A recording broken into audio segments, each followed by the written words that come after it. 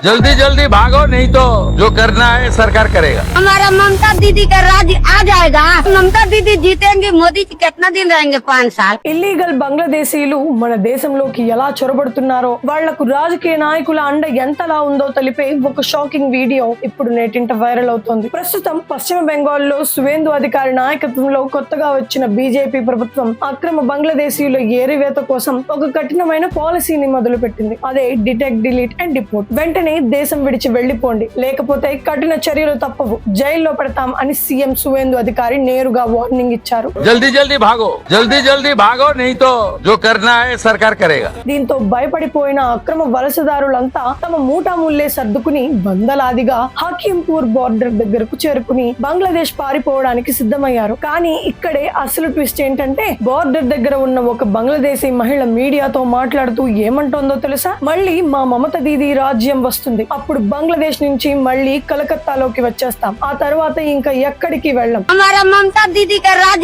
आ जाएगा तो हम लोग फिर बांग्लादेश से कलकत्ता में ढुक जाएंगे, छोड़ेंगे नहीं. మమతా దీది ఖచ్చితంగా వస్తుంది. మోదీ మహా అయితే ఇంకో 5 ఏళ్లు ఉంటాడు, అంతే కదా? ममता दीदी जीतेंगे, मोदी जी कितना दिन रहेंगे? 5 साल. అని ఎంతో పొగరుగా ఓపెన్ ఛాలెంజ్ చేసింది. ఒక అక్రమ చొరబాటుదారురాలికి ఎంత ధైర్యం ఉంటే కెమెరా ముందు ఇలా మాట్లాడుతుంది? ఓటు బ్యాంకు రాజకీయాల కోసం మన దేశంలో కొంతమంది నాయకులు వీళ్లకు ఎంతలా కొమ్ము కాస్తున్నారో దీన్ని బట్టే అర్థమవుతోంది కదా, దేశ భద్రతకు ఇలాంటి వారు ఎంత పెద్ద ముప్పో ఈ వీడియో ప్రూవ్ చేస్తోంది. మరి ఈ మహిళ చేసిన షాకింగ్ కామెంట్స్ పై మీ అభిప్రాయం ఏంటో కింద కామెంట్స్ లో చెప్పండి. ఇలాంటి వాస్తవాలు ప్రతి ఒక్కరికి తెలియాలి కాబట్టి ఈ వీడియోని వెంటనే అందరికీ షేర్ చేయండి. జై హింద్.